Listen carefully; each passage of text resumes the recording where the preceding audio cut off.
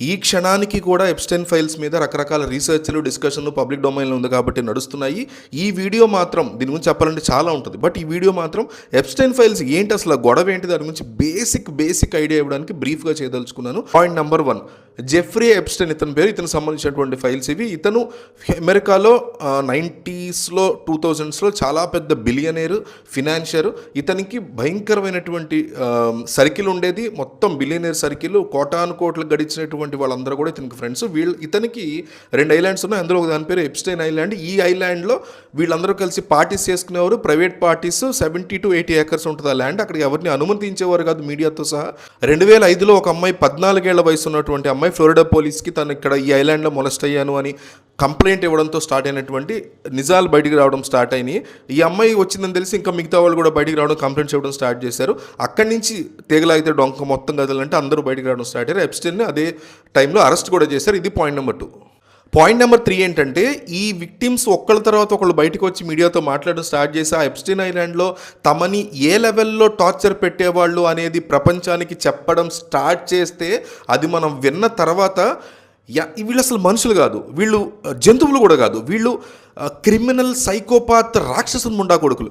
వాళ్ళు ఏ లెవెల్లో వీళ్ళని టార్చర్ పెట్టేవాళ్ళు, బ్లడ్ బ్లీడ్ అవుతున్నా కూడా వదలకుండా వాళ్ళని మానభంగం చేసి సర్వనాశనం చేసి చాలామందిని చంపుకుని తిన్నారు అనే విషయాలను కూడా ఈ అమ్మాయిలు చెప్పడం స్టార్ట్ చేసిన తర్వాత ప్రపంచానికి మైండ్ కంప్లీట్గా కొలాప్స్ అవడం స్టార్ట్ అయింది. ఇక్కడికి తీసుకొచ్చేటువంటి 14 ఏళ్ల 16 ఏళ్ల ఆడపిల్లల్ని, మగపిల్లల్ని మిస్సింగ్ కేసెస్లో పట్టుకొచ్చి రావడం కావచ్చు, కిడ్నాప్ చేసి పట్టుకురావడం కావచ్చు, వేరే కంట్రీస్లో మిస్సింగ్ కేసెస్ నుంచి పట్టుకురావడం కావచ్చు, వేరే వాళ్ళు పూర్ ఫ్యామిలీస్ దగ్గర వాళ్ళని పర్చేస్ చేసి తీసుకురావడం కావచ్చు. ఇట్లా వాళ్ళకు ఉన్నటువంటి దరిద్రగొట్టు పిల్లల మీద అఘాయిత్యాలు చేయాలనే పర్వర్షన్ని కంప్లీట్గా సాధించుకోవడం కోసం ఈ ఐలాండ్ని ఈ బిలియనర్స్ అందరూ, వీళ్ళతో పాటు ఎంతోమంది ఎంతో కొంత డబ్బున్న వాళ్ళు కూడా ఉపయోగించుకున్నారు అనేది చాలా కాలం తర్వాత బయటపడింది.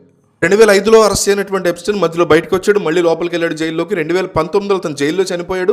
సూసైడ్ అని అఫీషియల్గా చెప్తున్నా కూడా దాని వెనక చాలా కాన్స్పిరసీ ఉంది అంటారు. ఎందుకంటే అదే టైంలో గాడ్స్ నిద్రపోతున్నారని, కెమెరాస్ పనిచేయలేదని రకరకాల కహానీలు వినిపించాయి. 2024లో ఒక రిజల్యూషన్ పాస్ చేశారు. అతనికి సంబంధించిన ఫైల్స్ అన్ని బయటికి తీయాలి అని, అందులో ఏముందో చూడాలి అనేసి రిజల్యూషన్ పాస్ చేసి గవర్నమెంట్ బయటికి తీస్తే అందులో మిలియన్స్ ఆఫ్ మెయిల్స్, 10 లక్షలకి పైగా మెయిల్స్ అందులో బయటపడ్డావు. దాదాపు 60-70 లక్షల మెయిల్స్, దానికి సంబంధించి చాలా మెయిల్స్ ఉన్నాయి, చాలా జిమెయిల్ ఐడీస్ కానీ వేరే ఐడీస్, వాటిలో అవన్నీ బయటపడ్డం.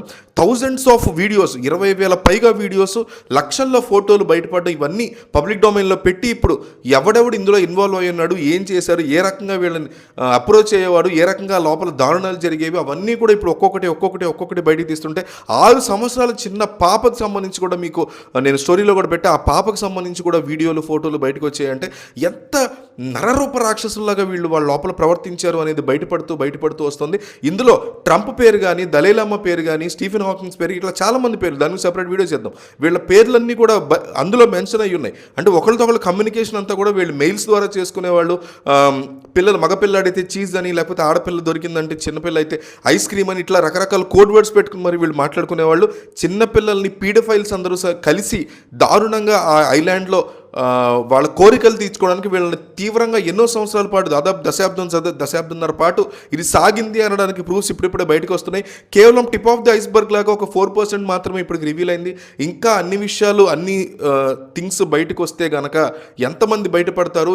ఒక మానవాళి చరిత్రలో, మోడర్న్ హిస్టరీలో ఇది అతిపెద్ద దారుణమైనటువంటి థింగ్ అనమాట. హ్యూమన్ మోడర్న్ హిస్టరీలో ఇంతకు మించినటువంటి దారుణమైన చీకటి రోజులు లేవు అంటానికి ఎప్స్టైన్ ఫైల్స్ జరిగినటువంటి విషయాలు ఇంకా బయటపడుతున్నాయి. వచ్చే కొద్దీ కూడా వీడియోస్, అందులో ఉన్న కాంటెంట్, అందులో ఉన్న మ్యాటర్, ఇన్ఫర్మేషన్ వచ్చే కొద్దీ కూడా మనం సీరియస్ ఆఫ్ వీడియోస్ చేద్దాం. బేసిక్ ఇన్ఫో కోసం ఈ వీడియో చేశాను. వీళ్ళంత ఎక్కువ మందికి వీడియోని షేర్ చేయండి. కింద షేర్ బటన్ ఉంది.